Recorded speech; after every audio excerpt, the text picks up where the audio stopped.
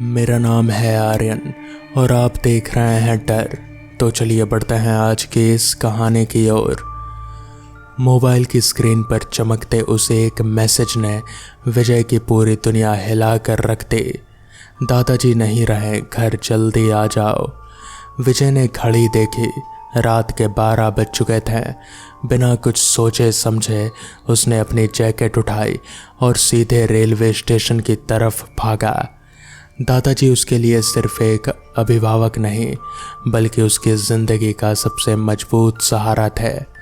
जब विजय स्टेशन पहुंचा तो वहां का नज़ारा देखकर उसकी रीढ़ में एक ठंडी सिहरन दौड़ गई। स्टेशन पूरी तरह से सन्नाटे और घने अंधेरे में डूबा हुआ था। पीली स्ट्रीट लाइटें रुक रुक कर टिमटिमा रही थी, जैसे वो भी उस अंधेरे से डर रही हों। दूर दूर तक कोई इंसान नहीं, यहाँ तक कि कोई कुत्ता या स्टेशन मास्टर भी दिखाई नहीं दे रहा था। ठीक 12:30 बजे घने कोहरे को चीरते हुए एक पुराने जर्जर ट्रेन प्लेटफॉर्म पर आकर रुकी। विजय ने एक गहरी सांस ली और ट्रेन के डब्बे में चढ़ गया। पूरी ट्रेन ऐसे खाली पड़ी थी जैसे कोई चलता फिरता कब्रिस्तान हो। सीटों पर धूल जमे थे और हवा में एक अजीब सी सड़न और सीलन की बदबू थे। विजय एक खाली कंपार्टमेंट में खिड़की के पास वाली सीट पर बैठ गया। ट्रेन एक झटके के साथ आगे बढ़ने लगी। यहाँ से दादाजी का गांव लगभग 4 घंटे की दूरी पर था। ट्रेन ने रफ्तार पकड़ ली। बाहर सिर्फ घना अंधेरा था और पटरियों की खटखट की आवाज़ सन्नाटे को और डरावना बना रहे थे। विजय खिड़की से सिर टिकाए हुए रो रहा था। दादाजी के साथ बिताया हर लम्हा उसकी आंखों के सामने घूम रहा था। आंसू उसकी गालों से बहता हुआ धीरे धीरे नीचे गिर रहा था। तभी उसे खिड़की के कांच पर किसी चीज़ के रगड़ने की आवाज़ आई। विजय ने चौंक कर आंसू पोंछे और खिड़की से बाहर देखा।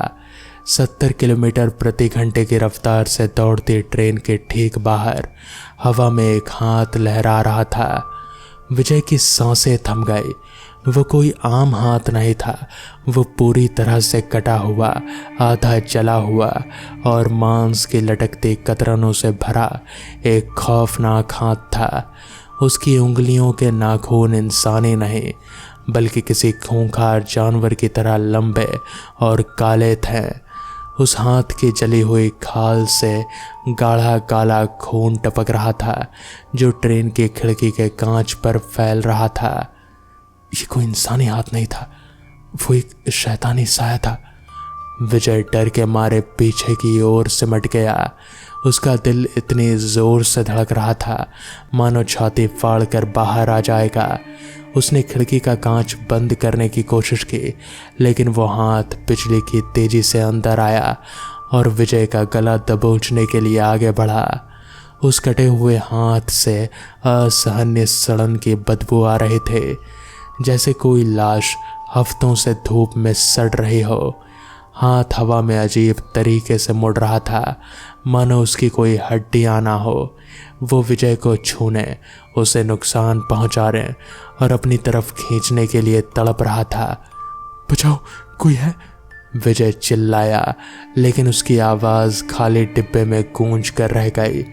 वो शैतानी हाथ लगातार खिड़की के शीशे पर वार किए जा रहा था। कांच में दरारें आने लगी। विजय अपनी सीट से उठकर डब्बे के दरवाजे की ओर भागा, लेकिन तभी ट्रेन की सारी लाइटें एक साथ बुझ गईं। पूरा डिब्बा घने काले अंधेरे में डूब गया।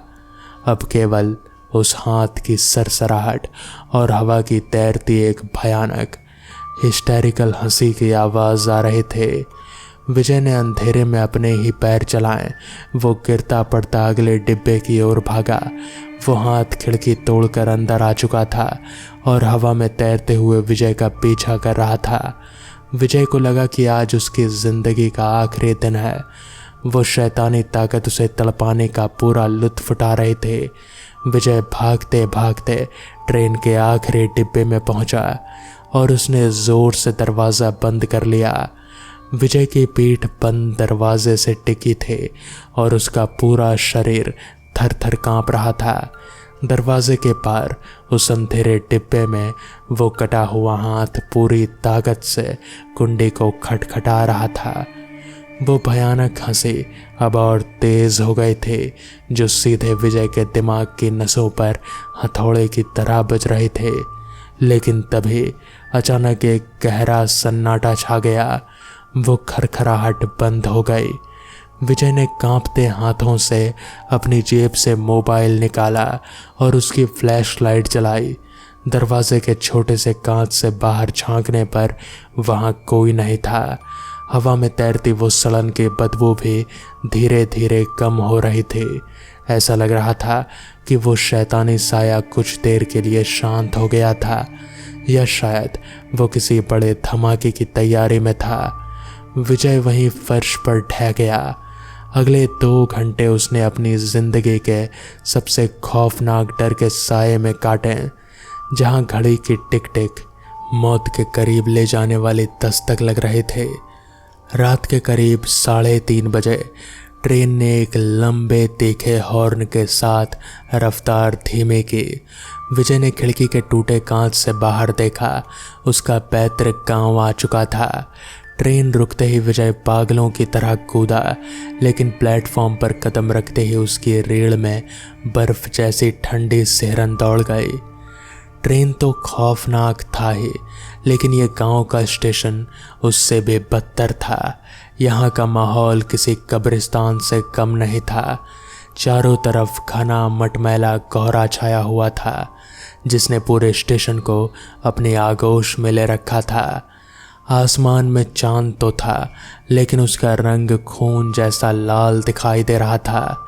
स्टेशन की पूरी इमारत जर्जर और काली पड़ चुकी थी, मानो बरसों पहले यहाँ कोई जिंदा जल गया हो। विजय ने तेज कदमों से स्टेशन के निकास द्वार की तरफ बढ़ना शुरू किया। सन्नाटा इतना गहरा था कि सूखी पत्तियों के पड़ते उसके जूतों की आवाज़ भी किसी चीख की तरह गूंज रहे थे। जैसे ही विजय स्टेशन की सीमा से बाहर निकलकर सुनसान कच्ची सड़क पर आया, हवा का तापमान अचानक 0 से नीचे गिर गया। उसकी फूंक से सफ़ेद धुआं निकलने लगा। तभी उसके पीछे की सूखी घास सरसराई। विजय ने डरते डरते पीछे मुड़कर देखा और उसकी चीख गले में ही घुट गई। कोहरे को चीरता हुआ वही आधा जला मांस की लटकती कतरनों वाला हाथ हवा में तैरते हुए उसकी ओर बढ़ रहा था। लेकिन इस बार वो अकेला नहीं था। उस हाथ के ठीक ऊपर हवा में कटा हुआ इंसानी सर तैर रहा था। उस सर के बाल बिखरे हुए थे, आंखें पूरी तरह सफ़ेद और बाहर को उबली हुई थी, और उसका जबड़ा इस तरह खुला था मानो वो विजय को जिंदा चबा लेना चाहता हो। उस कटे हुए सर के गले से लगातार काला गाढ़ा खून टपक रहा था। विजय, हमारे साथ चलो विजय।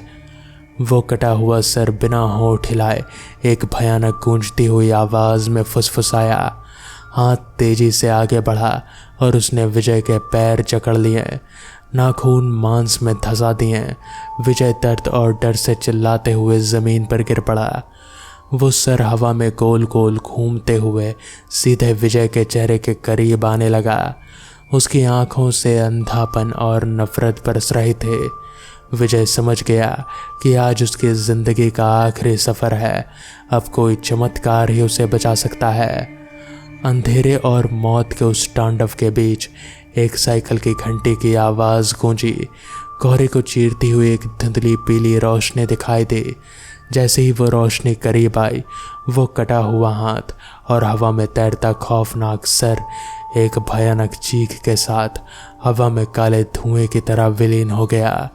विजय की सांस में सांस आई। उसने देखा कि सामने एक पुराना पैंडल वाला रिक्शा आकर रुका था। रिक्शे की सीट पर एक बुजुर्ग बैठे थे, जिनका चेहरा मफलर से ढका था। विजय ने ध्यान से देखा और उसकी आंखें फटी की फटी रह गईं। चंदन काका उसके दादाजी के घर के ठीक बगल में रहते थे और बचपन में विजय को बहुत लाड़ करते थे। इतनी रात को उन्हें वहां देखकर विजय चौंक गया। उसने हाँफते हुए पूछा, चंदन काका, आप इतनी रात को यहाँ क्या कर रहे हैं और इस सुनसान रास्ते पर? चंदन काका ने धीरे से अपना मफलर हटाया। उनका चेहरा अजीब सा पीला और बेजान लग रहा था और उनकी आंखें बिल्कुल स्थिर थे, जैसे वो पल के झपकाना भूल गए हों। उन्होंने एक ठंडी सपाट आवाज में कहा, मुझे पता था विजय, बाबूजी के जाने की खबर सुनकर तुम आज की रात जरूर आओगे। इस काले रास्ते पर तुम अकेले कैसे आते, इसलिए मैं तुम्हें लेने आ गया। चलो देर मत करो, रिक्शे पर बैठो। विजय इस कदर डरा हुआ था कि उसने चंदन काका के चेहरे के उस अजीब खालीपन पर गौर नहीं किया। वो तुरंत रिक्शे की पिछली सीट पर बैठ गया। रिक्शा धीरे धीरे गांव के अंदरूनी अंधेरी गलियों की तरफ बढ़ने लगा। रास्ते में एक अजीब सा सन्नाटा रिक्शा तो चल रहा था, लेकिन पटरियों पर टायर के घसटने की आवाज़ नहीं आ रहे थे। विजय ने माहौल का भारीपन कम करने के लिए पूछा, काका, दादाजी को अचानक क्या हुआ? शाम तक तो वो ठीक थे। चंदन काका ने पेंडल मारते हुए बिना पीछे मुड़े कहा, संसार का एक सराय है विजय बेटे, जो आया है उसे जाना ही है। आज बाबूजी गए, कल कोई और जाएगा। इस मिट्टी के शरीर का क्या भरोसा। वैसे भी अब तो इस गांव में रहने वाले और जाने वाले सब एक ही बराबर हैं। विजय को उनकी बातें बहुत अजीब लगी। उसने फिर पूछा, काका, आपकी तबीयत ठीक है? आपकी आवाज़ बहुत बदली बदली सी और ठंडी लग रही है। चंदन काका ने एक ठंडी डरावनी हंसी हंसते हुए कहा, हवाओं में जब ठंडक बढ़ जाती है विजय, तो आवाज़ें ऐसी हो जाती है। बस थोड़ी दूर और फिर सब शांत हो जाएगा। विजय के मन में एक अनजाना सा डर बैठने लगा। चंदन काका का शरीर बिल्कुल अकड़ा हुआ था और उनके चलने के ढंग में कोई इंसानी हरकत नहीं लग रहे थे। करीब 20 मिनट बाद रिक्शा विजय के पुश्तैनी घर के सामने आकर रुका। घर के बाहर लोगों की भीड़ थे, लालटेन जल रहे थे और रोने बिलखने की आवाज़ें आ रहे थे। विजय जल्दी से रिक्शे से उतरा। उसने जेब से पैसे निकालते हुए कहा, शुक्रिया काका, अगर आज आप नहीं होते तो मैं। जैसे ही विजय ने चंदन काका की तरफ हाथ बढ़ाया, उसने देखा कि रिक्शे की सीट खाली है। वहाँ कोई नहीं था, सिर्फ सूखी पत्तियाँ हवा में उड़ रहे थे। विजय सकपका गया। शायद वो बिना पैसे लिए तुरंत चले गए होंगे, उसने सोचा और दौड़ते हुए घर के आंगन में दाखिल हुआ। आंगन के बीचों बीच दादाजी का पार्थिव शरीर सफ़ेद कफन में लिपटा रखा था। विजय रोता हुआ अपने पिता के गले लग गया। चारों तरफ मातम था। तभी विजय की नज़र दादाजी के शव के ठीक बगल में लगी एक और तस्वीर पर पड़ी, जिस पर ताज़े गेंदे के फूल का हार चढ़ा हुआ था और आगे अगरबत्ती जल रहे थे। ये तस्वीर किसी और की नहीं बल्कि चंदन काका के थे। विजय के पैर जैसे ज़मीन में धंस गए। उसका गला सूख गया। उसने कांपते हुए अपने पिता से पूछा, पिताजी, ये चंदन काका की तस्वीर यहाँ पर क्यों है?